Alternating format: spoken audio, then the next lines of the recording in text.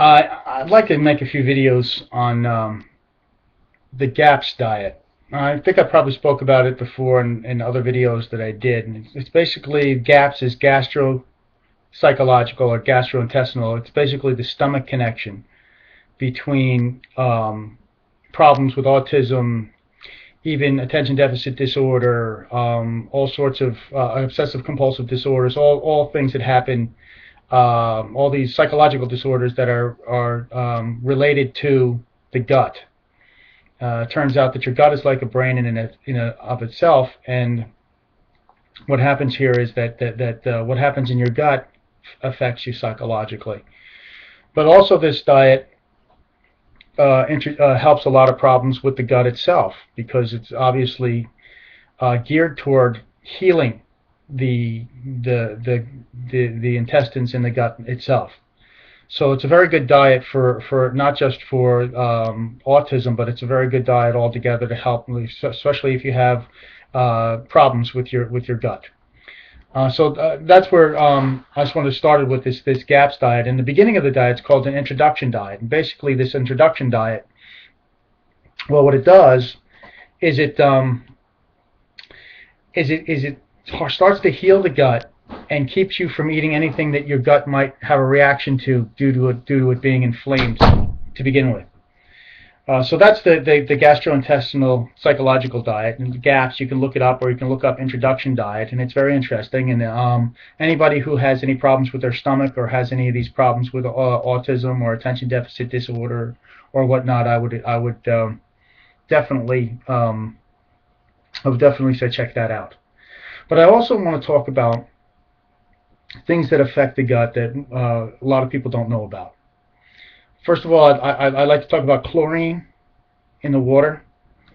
When you drink chlorinated water, it kills the natural gut flora that's in your stomach and can cause all sorts of havoc in your stomach. So stay away from chlorine because it kills all the good bacteria that's in your stomach. And a lot of people say probiotics, eat yogurt. Well, I'd say eat kefir. Kefir, K-E-F-I-R, kefir. And make sure that they have active cultures in them. Sauerkraut, kombucha tea, which you can look up, K-O-M-B-U, kombucha tea. Very good for the stomach. But along with the chlorine in the water, I want to talk mostly about the fluoride that's in the water. This can't be overlooked. Fluoride has psychological effects. It also has effects on the stomach and the gut. I would say and you shouldn't even bathe in this stuff, by the way. I know people, the ADA has done a great job of pushing fluoride is helping our teeth. It actually hurts your teeth. It actually hurts your health and actually goes into your brain and poisons your brain. And that's why places like, I think it's Portland, Oregon, it might be Seattle, one of those cities up there, either in Oregon or Washington State, have actually gotten banned and gotten rid of the fluoride in the water against the politicians that keep pushing it on you. And you wonder why this is. Is this the fluoride industry trying to, trying to get rid of its fluoride? You can look into the fluoride conspiracy, and you'll see a lot. Now, Calgary, Canada, actually has gotten rid of, has stood up against their politicians and stopped fluoride in their water. So I would say that one of the biggest things you really look into is fluoride. But you also look into bisphenol, BPA, the plastic in your drinking, right? I don't drink anything, or I try to avoid plastic touching my food at all costs. I don't want any plastic. Not only does it have BPA, but it might have dioxin in it and all sorts of toxins. I just don't like the idea of glass. The idea of plastic. The funny thing is that plastic is in your paper milk containers. They coat your paper milk containers with polythene. Polythene is plastic. So how do you think milk stays in paper?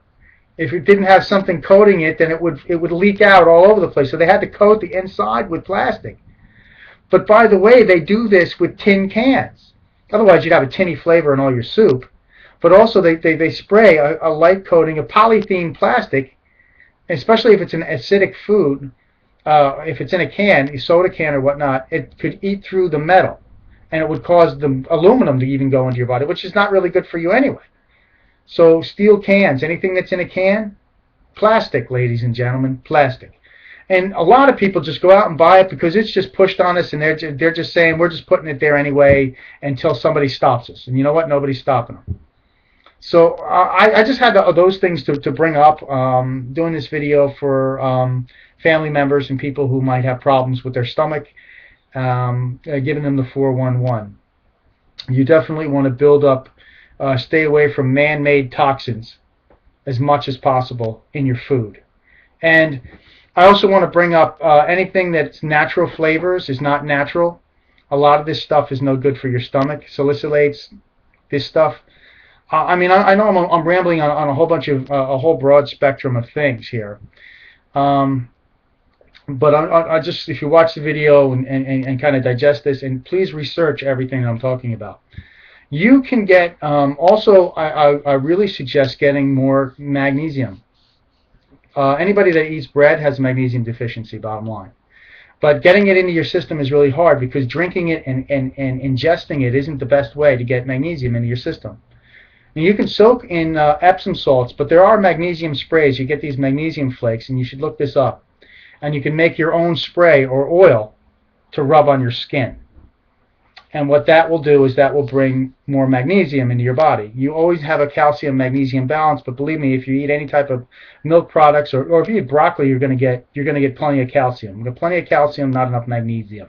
Usually, 99% of the time. You can get tested for this. I'm not a doctor, so I suggest, I mean, you know, to you know, do your homework, do your due diligence. I'm certainly not a doctor. And I don't claim that anything I do is I heal it. These are just things that I've read about and heard about and researched to a certain degree. But I've heard that they've had great benefits for people. So and there's plenty of more things that I can mention to help people to heal. I guess I could mention, instead of ingesting a lot of stuff, especially if your stomach is really bad, you can get a lot of nutrients through your skin. Now you can drink mineral water. Too much mineral water, you definitely want to have magnesium in your body. But you can also put on your skin.